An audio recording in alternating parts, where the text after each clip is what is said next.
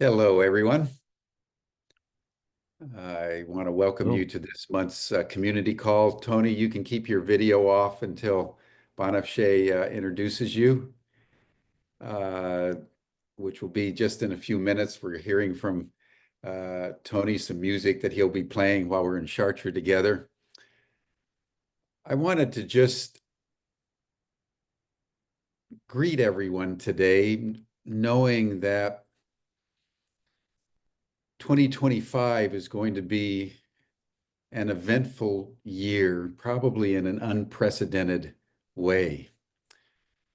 We've had last month the discussion of the year of the snake, and before that, we talked about the astrology coming up for this year and the extraordinary movements of Uranus and Pluto. And a few weeks ago, there were 7 planets in alignment with the Earth. It's been an extraordinarily dramatic astrological time. And as we look around the world, we are seeing both chaos, disruption, breakthroughs, innovations, cataclysmic breakdowns and breakthroughs of all kinds. And I think most of us are wondering what on earth is going on. Because I think one of the most fundamental aspects of our time is that very few of us can connect the dots anymore. We are losing a meaning framework for what's happening. And I've noticed on the Chartres Pilgrim WhatsApp chat group, there's been some questions. Is this okay to go to Europe at this time? And I want to just comment on that as we begin today by saying I can't think of a more propitious time to make pilgrimage and to engage in a spiritual journey consciously designed to enlarge our souls, as Plato put it, and engage in the kind of internal fortification that we all need to both discern the pathway forward, but more fundamentally, having discerned, to actually tread the pathway forward. And for me, the critical ingredient in terms of our safety, in terms of our sense of clarity, is community. We have an extraordinarily powerful bonding in the Ubiquity University community with all our students. I talk with every single student as they indicate interest, and I keep up with them. And then we have our Chartres community. We have our Humanity Rising community. And so this sense of community at this time, holding hands, is, I think, the most important thing that we can do. So as you contemplate your journey to Chartres for our pilgrimage coming up July 6th through 12th, as we explore the sixth of the liberal arts on geometrica, which was arguably in ancient times the most fundamental of the liberal arts. If you know your history of Plato's Republic, on the threshold before entering into his academy, it said, let they who have not studied geometry not enter here, because geometry, geometrica, was the foundation, along with arithmetic, sacred numbers, sacred form, which are the constitutive parts of everything that is, emitting frequencies and sounds and light. That's us. So Geometrica is a very powerful liberal art, and we are extraordinarily privileged to be gathering our usual core faculty, but an additional faculty of Veda Austin, who's been studying water and the sacred geometry and the sacred living intelligence of water, who will be there really leading us. I have had her on Humanity Rising a number of times. She's an extraordinary soul, and she's going to be sharing with us breakthroughs. And we have a special, very special new individual who's going to be coming just because she loves Veda, and that's Bertie Jaworski. Bertie Jaworski is one of the leading remote viewers in the world, very, very famous. And she's our partner for our extraterrestrial studies group. And she uses water often as a portal to communicate with beings on the other side, both extraterrestrial beings, but also what they did in the ancient world. They use water to communicate with the ancestors. Understanding that living intelligence of water within the larger framework of the sacred geometry of the universe is something that I'm deeply looking forward to, because I think we're all going to learn a lot. And we'll put the link to this course description in the chat in a moment or two. But I just want to affirm the importance of pilgrimage in our time, the importance of community in our time, and therefore the importance of making pilgrimage in community to that one location in all of Europe associated with the sacred feminine, who guides us all in times of chaos and darkness to find the light and to transform our souls.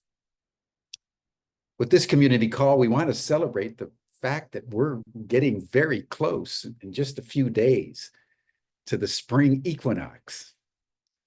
And so we wanted to invite Banafsheh Sayad, my very good and dear friend and co-director of the Chartres Academy, who's been co-leading our enterprise since 2016 with me and Kaylin Rain and others who are part of Heather Ash Amara, who are the core faculty. Banafsheh is from Persia. She's going to share with us the meaning of the spring equinox in Persian culture. And she will then introduce Tony, who's going to be our musician joining us in Chartres this year. But happy equinox, Banafsheh, and I turn the program over to you. Thank you, Jim. Hello, everyone. Welcome. Wonderful to be with you here today. Greetings to you. First and foremost, I wish you all a blessed International Women's Day. That was yesterday. In our last community call, we explored the Lunar New Year, which was on January 29th. Today, I invite us to shift our focus to Mother Nature's New Year in the Northern Hemisphere, the spring equinox, which also marks the astrological New Year, occurring this year on March 20th. The spring equinox is a profound moment of renewal, new beginnings, and balance in the natural world. Unlike the Gregorian New Year on January 1st, which follows a human-made calendar, the spring equinox represents a cosmic alignment, a celestial event when day and night are of equal length. It signals the arrival of longer, warmer days in the Northern Hemisphere, while the Southern Hemisphere experiences the exact opposite with the autumn equinox. Across many cultures and ancient agrarian societies, this time has been recognized as the true beginning of a new cycle of life. In my culture, the Iranian culture, the spring equinox is the most significant time of the year. It marks the beginning of our new year, known as Nowruz, meaning new day. We celebrate through rituals and ceremonies, wear new clothes, visit family and friends, and exchange gifts. And just like um, Christmas and many other holidays, Nowruz is celebrated in many, many countries, over 15, particularly in regions influenced by Iranian culture and history. These include Iran, of course, Afghanistan, Azerbaijan, Iraq, especially among the Kurds, Turkey, notably also among the Kurds, and some Turkic communities, Pakistan, especially in the Baluchistan and Persian-speaking communities, India, among the Parsis and in Kashmir, Tajikistan, Uzbekistan, Turkmenistan, Kazakhstan, Kyrgyzstan, Russia, notably in Tartarstan and Dagestan, Syria among the Kurds, Albania, within the Bakhtashi Sufi community, and China, mainly among Uyghurs and the Tajiks. Additionally, Iranian and Central Asian diaspora communities around the world, including in the United States, Canada, Europe, and Australia, keep this tradition alive. Just as the Christmas tree is emblematic of Christmas in the Christian tradition, Nowruz is marked by a symbolic display of 7 items known as hafsin. While interpretations of these items have evolved over time, I want to share their deeper meaning from the Mithraic and Zoroastrian perspectives with you, which form the spiritual roots of this tradition. I'm going to share an image.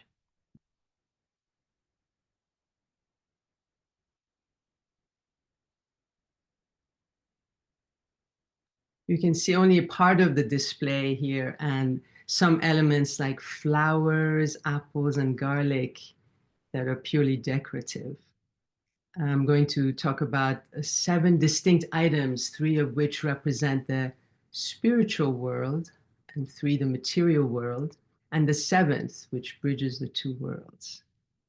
Among the 3 elements that represent the spiritual world, we have fire, as symbolized by lit candles, embodying spirit, eternal life, and light, the creative force, wisdom, and the ever-burning fire of love that never fades. In the Mithraic and Zoroastrian traditions, fire, revered as the purest element, is a symbol of love and truth, both life-giving, illuminating, and warming. It is through fire that life is continuously renewed, illuminating truth and bringing order from chaos.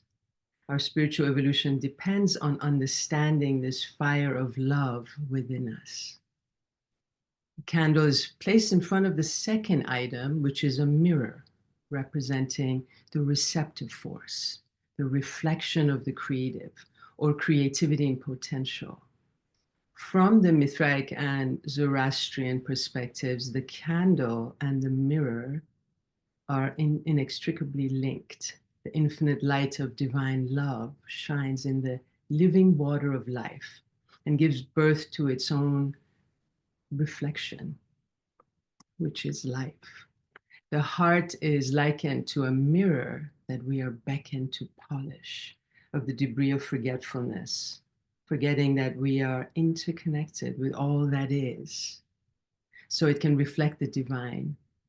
Rumi says, when the mirror of the heart becomes clear and pure, you will see shapes and images beyond water and earth.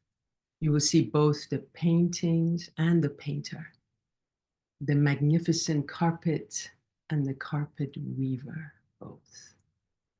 The third item in this category is a red fish in a clear bowl of water. The red fish symbolizes the fire hidden within all of existence, the unseen force that drives life.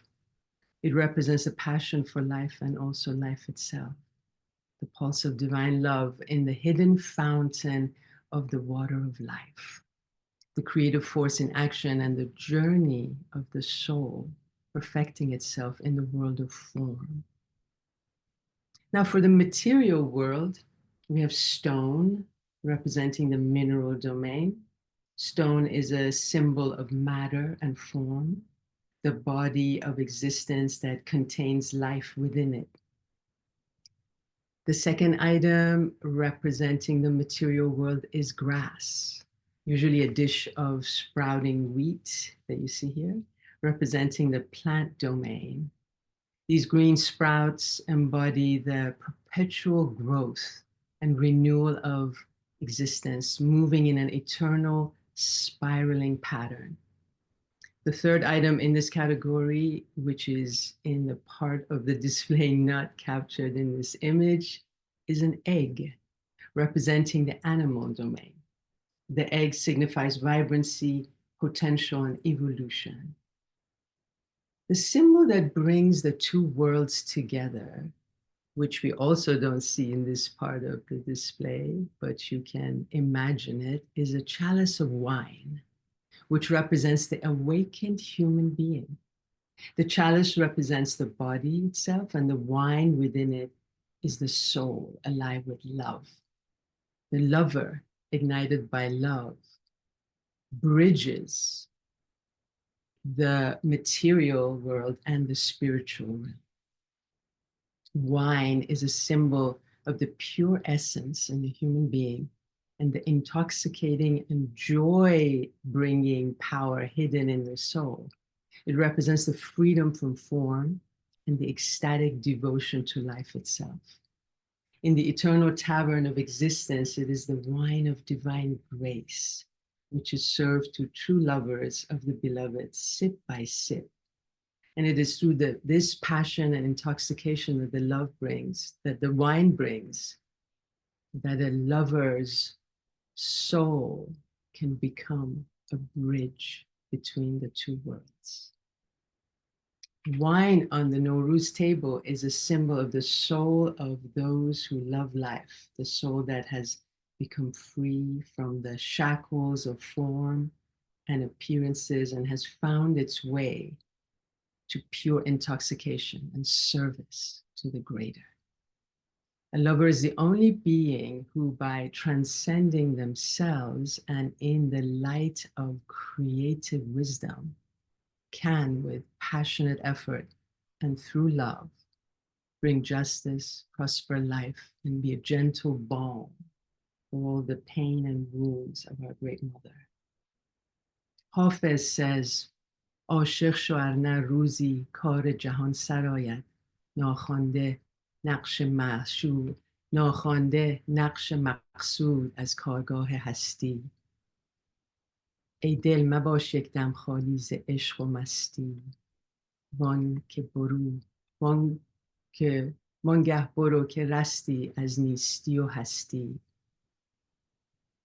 Fall in love, because if you don't fall in love, the day will come when the world will end and the purpose and meaning of your life will disappear without you realizing it. Oh heart, don't be empty of love and intoxication for even a moment. That's when you will be freed from the constraints of existence and non-existence. It is so beautiful that what we have here is the balance between light and dark, which the equinox represents, and how love is what brings the two into balance and harmony. This is especially relevant in today's intensely polarized world. Now more than ever, we are called to love, to harmonize, to bridge. And in closing, I want to say, as our world continues to burn from greed and the dying patriarchal drive for power and dominance that is ruthlessly wreaking havoc on our lives and on the environment. Let us sense our Mother Earth lovingly with our feet and hold in one hand the heartbreak, the horror, and the pain, the suffering in our world, and not turn away from it. And in the other hand, hold the awareness of the beauty around us and in us, the warmth and love in this community and so many others, the courage, the goodness in us and around us, feeling gratitude for how blessed we are, and bring them together, holding them both, holding the paradox of being alive in this wild, amazing, shattering, blessed mystery that is life. Dedicating ourselves to beauty, to raising our frequency to love, and maintaining that frequency to nurturing the sanctuary of our heart, letting it flourish as a garden amidst the flames, as the great mystic Ibn Arabi said, so we can be a refuge for those who are unsettled, and together expand love with all who are also doing the same, to the extent that it dissolves the hate, the aggression, and the discord. I look forward to dancing together on the sacred hill of Chartres, creating waves of love to wash away the pain and the suffering, the injustice, the chaos and the cruelty in our world. Let's put our hands on our hearts and feel how blessed we are to be together. Thank you, everyone.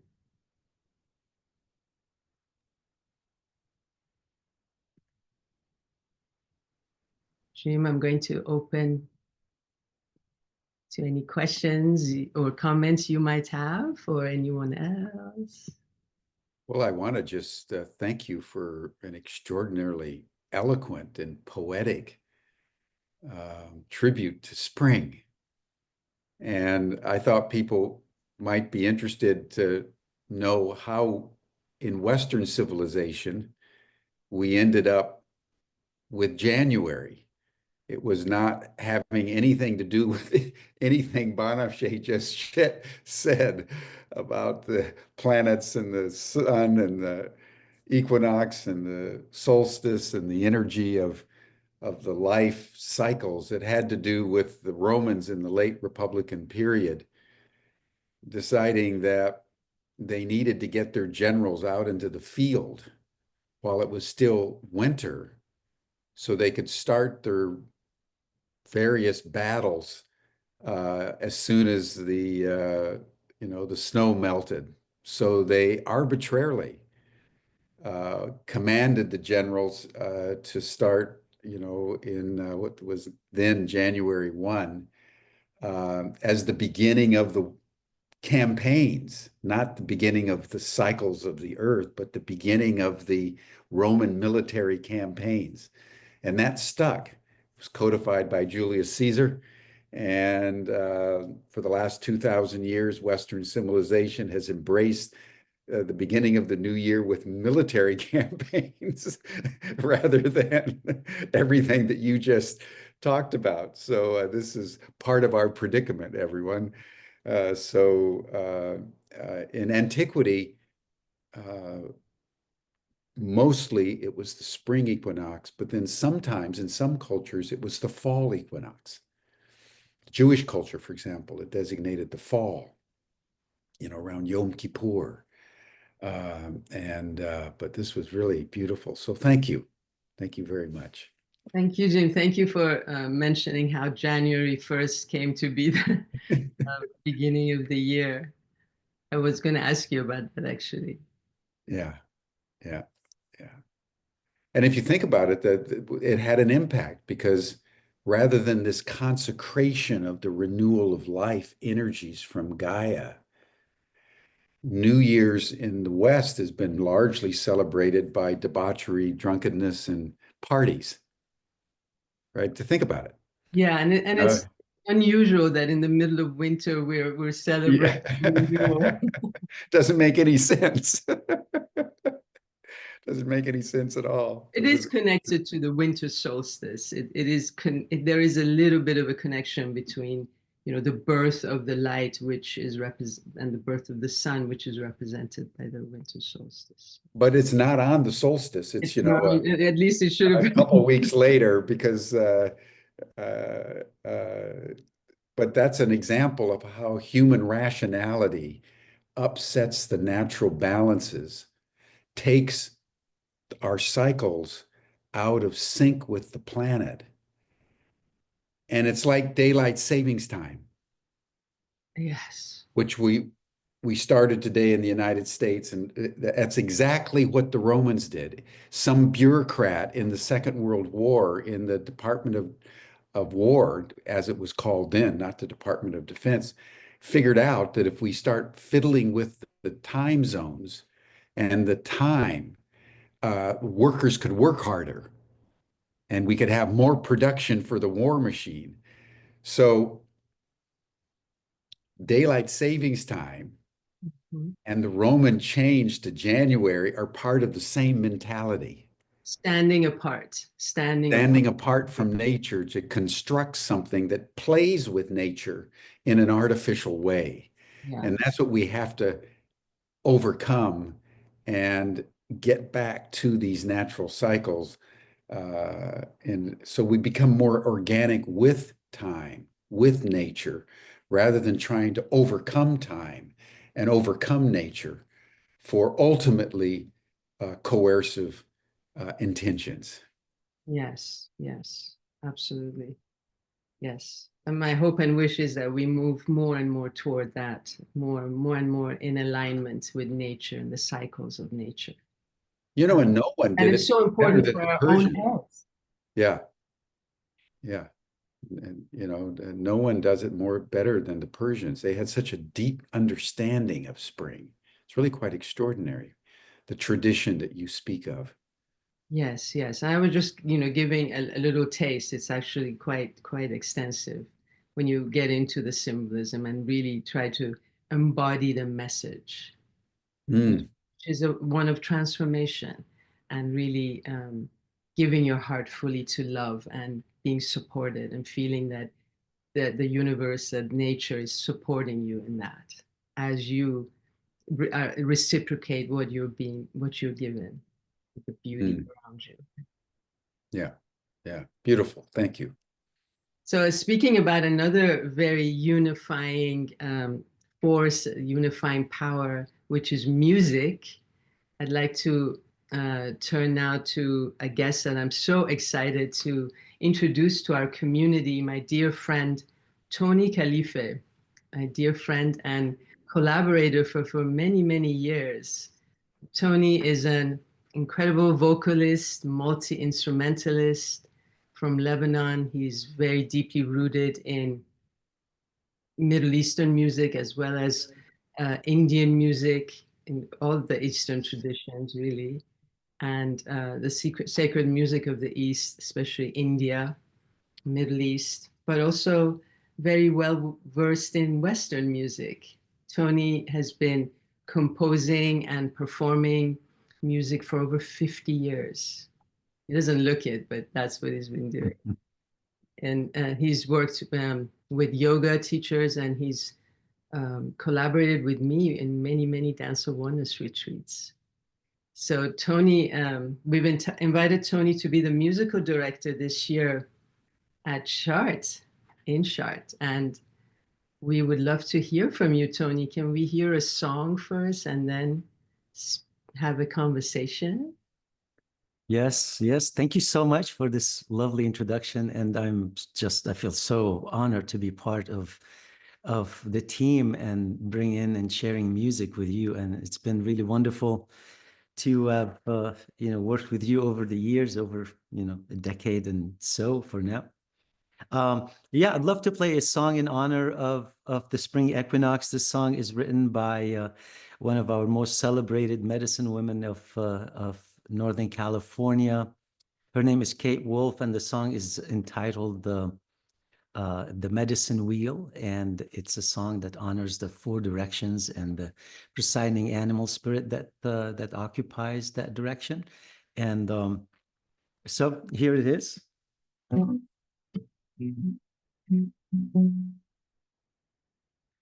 Changing its setting. Thank you.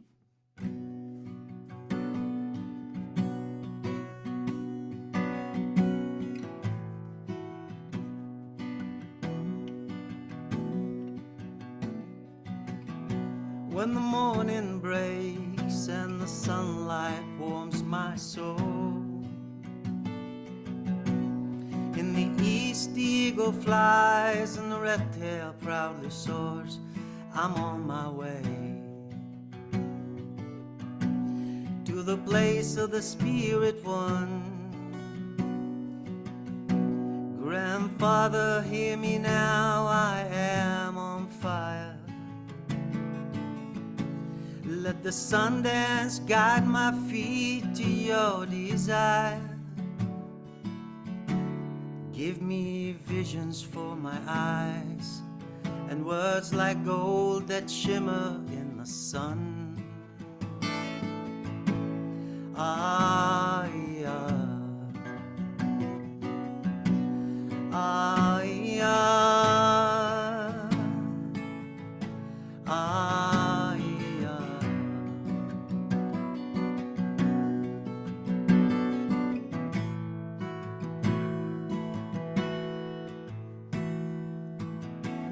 When the sun goes down and it grows too dark to see, I look within to the shaman's mysteries. I'm on my way to die and live again. Grandmother Earth, I cry, give me rest. I take my place with the woman in the west. Show me the raven and the bear, the way of herbs and black obsidian. Ah, yeah. Ah, yeah. Ah, yeah.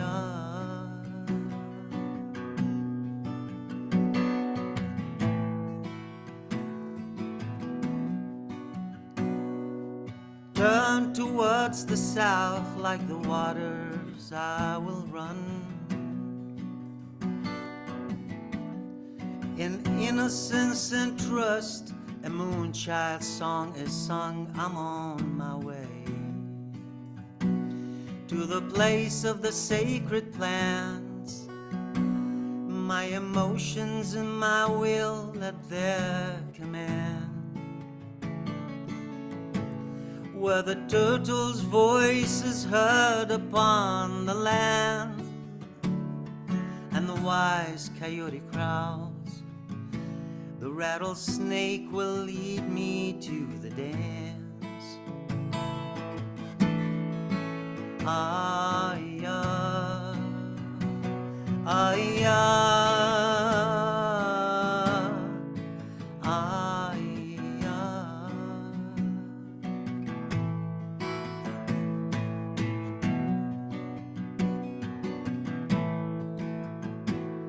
In the deepest night, the stars watch over me.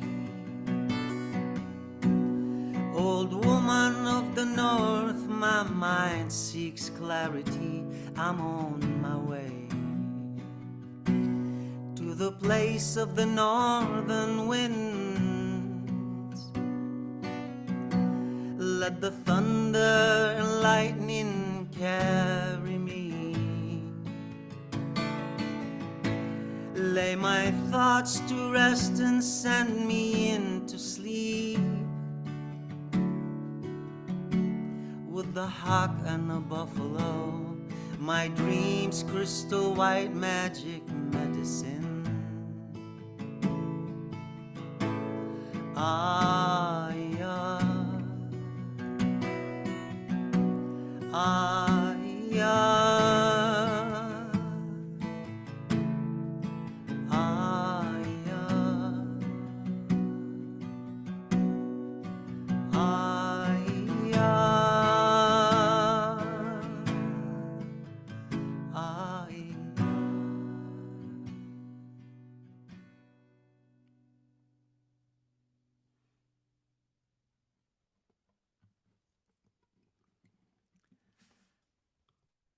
Thank you. Thank you so much. Wow. Thank you so much, Tony. So wonderful to hear you. It's been so long. It has been so long since actually the pandemic. We have not had the opportunity to come together and make music and dance. So I just really to kind of kick off our reunion in through Chartres. That's quite exceptional. So I'm really looking forward to it. Yes, very excited for you to join us in Shot this year. I've heard so much about it over the years, because you've been going for quite some time. And I actually, be honest with you, I've been really always kind of jealous that, I have not been able to go. So now I feel like it's a great dream that's been fulfilled. So really feel the blessings of the divine and the sacred union of like-minded people that are bringing this great work to the world and trying to uplift the world and give the world a higher vibration. So, yes, your music. Tony, I would be very interested, and I think all of us, as we get to know you, and look forward to you gracing us in Chartres. Love your music, love the vibe that you emanate. You come from Lebanon. Tell us just a little bit about your story. yes, I was born on April 1st. So I'm a bona fide trickster, as they say. I was born April Fools. And which is, I for a long time I kind of didn't really take that to heart, but now I feel like bringing lightness and humor to the world is probably the greatest medicine, and to myself as well. So I was born in 1964, and I'm going to be turning 61 coming up on April 1st. And when I was 10 years old, I had not yet encountered music. So we were definitely a poor family. My father was he sold coffins. And so, coming from and he was deeply spiritual in the Orthodox Church. So he was also a deacon. And but the war started when I was 10, and simultaneously as the war started, the Civil War, I also kind of discovered music. And I was kind of conscripted into the war zone. So I was kind of like a child soldier, and so I carried a rifle when I was 10 up until I was 20. I was forced to do that for No sure. kidding. Yeah, You were no, a child soldier. that's right. And Whoa. yeah. So, but the thing that was incredibly um, powerful for me is that was the same time that I taught myself how to play music. So we did not have what today is so available, which is YouTube, to learn to play the guitar and to learn so much. And so I feel like I have discovered music. So I started from scratch, from not knowing anything and not having any tutelage or any you know, uh, Lebanon is very steeped in passion and song. But when I was in Lebanon, I cultivated Western music. So I learned how to play the guitar, which is not natural for Lebanon. So which gave me another edge in the way I taught myself how to learn. And then I came to America on a music visa, on a guitar visa. I signed up for the Guitar Institute of Technology in Hollywood in 1984, and I was accepted. So, I made it. I made it here, and I've been here for now 40 years. And so it's going to be 41 years coming up. And I didn't speak any English. So my my English was, I used to communicate with Beatles song titles, basically. And and then If when you I had to pick a group, if the Beatles were the group. Yeah. Yeah, totally. It was just so simple and so accessible. And that was the first, I had the Beatles songbook, the complete Beatles songbook. That's where I learned all of my chords and the melodies and harmonies and stuff like that. But I never sang the songs until, many, many, many years later.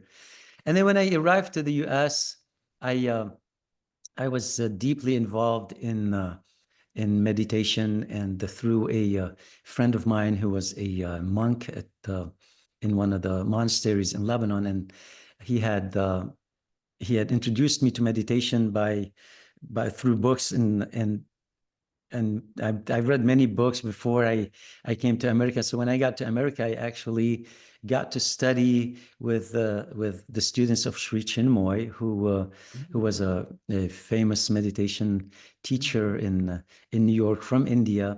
And basically, my interest was because John McLaughlin, who was one of my heroes, a guitar player, was his student, and so was Carlos Santana and a bunch of other musicians. So I joined the Sri Chinmoy Center, and I lived at the Sri Chinmoy Center for about a year in Cupertino. And then while I was there, I also discovered another teacher, Sadhguru Sant Keshavidas, who was a singing saint from India, who then I became his student, and I basically became the temple pujari or temple priest for about 7 years, and I studied the Abhangas, which are the indestructible songs of saints that come from the Indian tradition. And I studied tabla, and so I have, and I studied the Puranas and the epics of India. So I have a very deep, I would say, understanding and commitment to Indian music, because I feel like it is really the most advanced, the most ancient, and the most advanced. They're the system that you learn can last you lifetimes, so you can come back lifetimes and learn more and more. So it's never ending. And then I went and spent a year in India on a pilgrimage where I traveled with my guitar. And when I came back, I decided to become a singer-songwriter, and started diving deeper into Western poetry and songs. And so then I started studying the greats like Dylan and some of the most popular songs of our times, and started writing English songs, and along with writing songs in Arabic, and still singing Sanskrit and Arabic spirituals. So, and this has been my when did journey. you and Banafshe meet up? That was like the 2008, I think. Mm. I actually met Banafshe's sister before I met Banafshe, and I was doing an event called my Rumi Valentine, where I had, and it was a 3-hour event that includes music and poetry and wine and chocolate and and dance. And then Banafshe's sister, Mariam, was one of the poets, because she spoke Farsi and she would recite Rumi poems in Farsi. And and that's how I met Banafshe. And actually, Banafshe came to the retreat center that I was living at, and I was the custodian of in Ojai.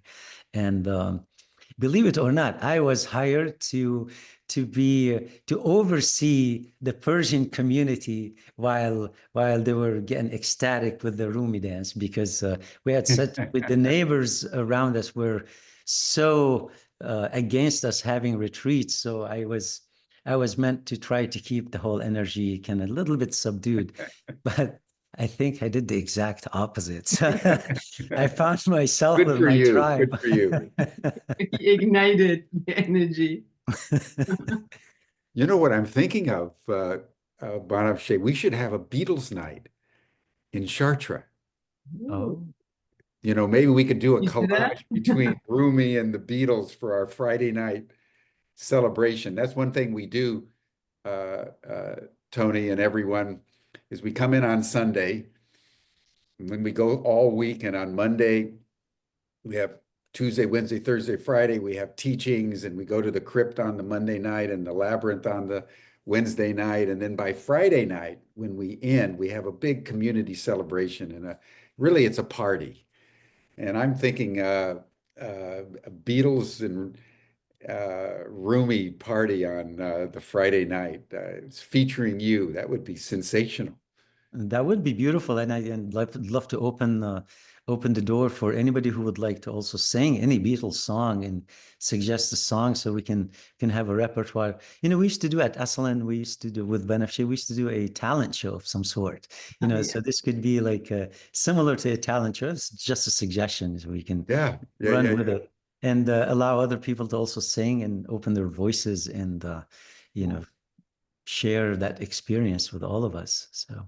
Oh, Yeah. that'll be wonderful. The Yeah. first time actually I saw Tony performing, I thought love was singing. Really, his voice, his energy is just pure love, and I can't wait for everyone to experience him up close. And what Tony's going to do during the week, Jim and everyone, is he's going to help us vocalize. He's going to form like a choir of sorts, but you know, in a relaxed way. I know some people get very um, uh, kind of anxious about that, including Jim. But Right. Tony is a wonderful singer and a wonderful teacher of vocals. Fantastic. And he's going to share with us the different techniques to really open our voice, open our vocal cords. And he's going to play for us when we dance and when we learn how to whirl, and we will whirl with his music. So he's both doing his own sessions, guiding everyone into singing, and playing for us when we dance. He's going to play and lead us into singing when we walk the labyrinth at the end, you know, when we come together. And he will have different there will be different opportunities for Tony to just play and for us to just bask in the amazing voice and music that he makes. Fantastic. Thank you. Thank you. Fantastic. I can hardly wait. You know, we need someone like you, Tony, because as Banachet says, you know, we gather people from all over the world and from all walks of life, and you bring them all together in a sacred space. So they're in kind of like a hothouse. And, you know, they become themselves, times themselves in a way. And the ritual in the music is the elixir that enables the enlargement of the soul. So your role is what makes the teaching more profound. It makes the Oh, walking in the labyrinth and being down in the crypt more deeply available to the soul, because that's what music does. And so I'm thrilled that you're coming. And yeah, I'd you know, love to and hear more about your story while you're there. thank you so much. Thank you. You know, and the thing that I just so embrace so deeply with using the voice, you know, song and dance have been the most important aspects of being on the spiritual path for me, and I think for most people, because it's the place where we become the instrument ourselves. You know, in dance, we're taking the music and the music is moving us. So we become that vibration. In song, we are the instrument because the breath is moving through us and it is conducting that vibration through our being. And you know, I mean, just the idea of becoming an instrument is very scary for most people, because it does, you know, it does mean that yeah. Yeah, I'm a but recovering intellectual. And when yeah, you're no, absolutely. intellectual like me, you tread very carefully when you start to sing a song. Right. But the beauty of voice practice is really not about becoming a beautiful singer. It's about becoming Yeah. a beautiful being. And how do you become a beautiful being is by giving your feelings a voice.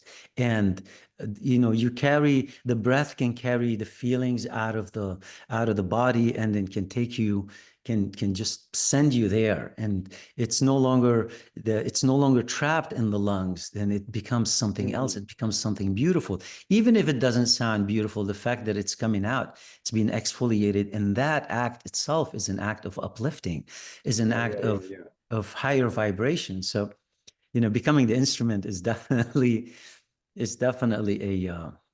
you know, a prescribed art. Yeah. Well, I can hardly wait. I can hardly wait. So thank you Thank so you. much. Thank you. You know, one comment that Especially in the cathedral, that is like like an instrument. The acoustics in that cathedral, Tony, is just unbelievable. So it's like a music box itself.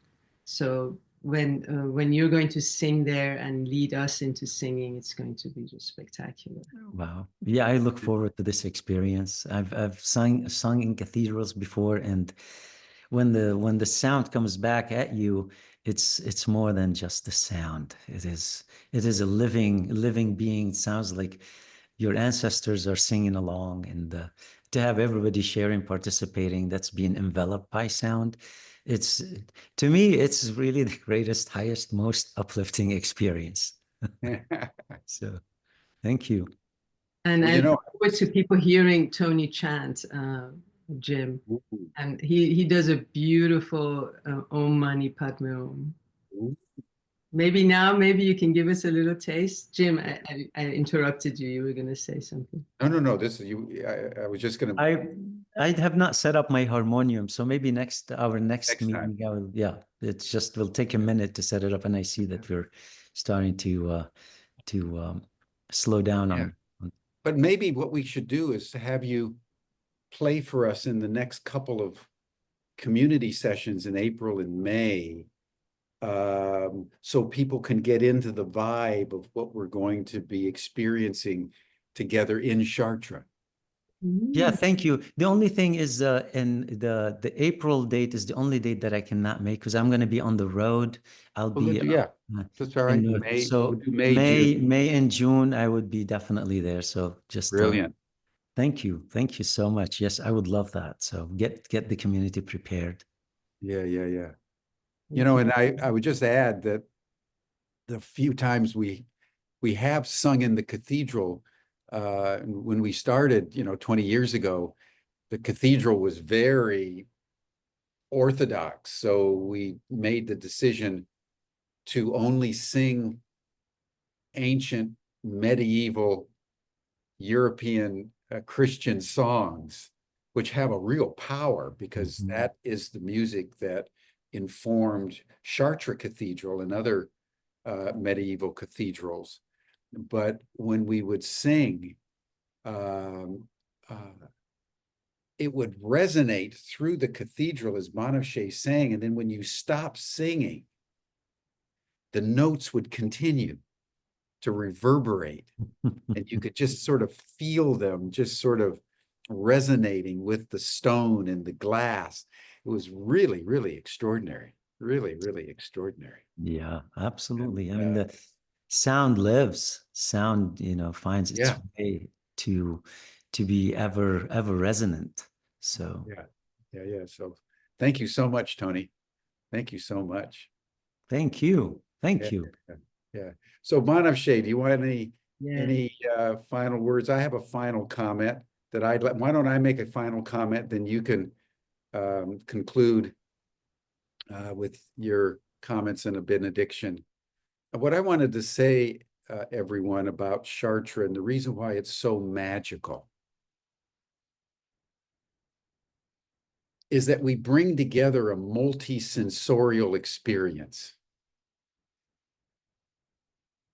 We have teachings, deep teachings, every day that are substantive and provocative and transformational.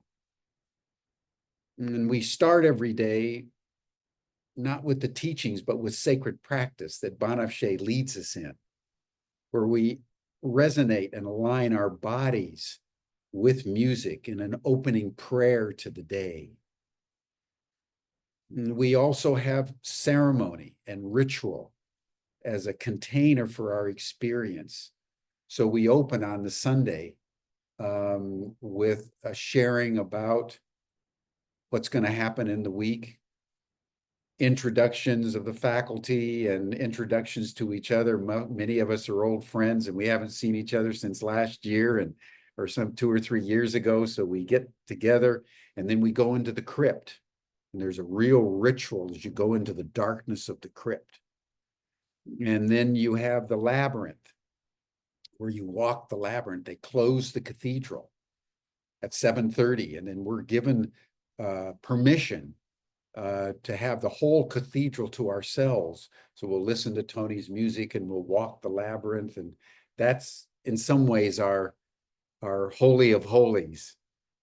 We also go down to the mother tree, down in a little park, where back in 2005, we had the experience through a tree, a sycamore tree, that messaged us that we were to create our pilgrimages each year to Chartres in the spirit of the 7 liberal arts. So we consecrate in nature. And so we have prose and poetry, we have deep teachings, and with Veda Austin and Bertie Jaworski, and we're going to learn how to whirl. Banafsheh always does the whirling, which is like my favorite. and then she whirls in the labyrinth when we're there. We're not sure we can pull it off this year, given some of the strictures of the church, but we'll try. So it's one of these experiences where you're going to be totally immersed. We have our meals in the French cafes and the croissants and the evening meals. It's really good restaurants. So it's a time of deep sharing and deep, I think, resonance, not only with each other's, but the place, with the sacred feminine, all in adoration of our deeper humanity through a reverencing of the sacred feminine. And that's why I'm so honored to have Banafsheh as my partner in the Chartres Academy, because she embodies it much more deeply than certainly I do. So thank you, Banafsheh, for everything you've done, for bringing Tony, for everything that your elegance brings to these sacred gatherings. So thank you. Thank you, Jim. Thank you so much. I feel going to Chartres is an amazing opportunity for us to align ourselves, our body, with this sacred site, and then really be open to channeling what we're meant to serve, channeling what we truly revere and believe in for the benefit of all. This is one of the most profound places that I have been to, really. I feel like when it it being a place dedicated to the energy of the feminine and perpetual impregnation, perpetual birth, feels like it's such an energy of being able to quickly manifest what is in our heart.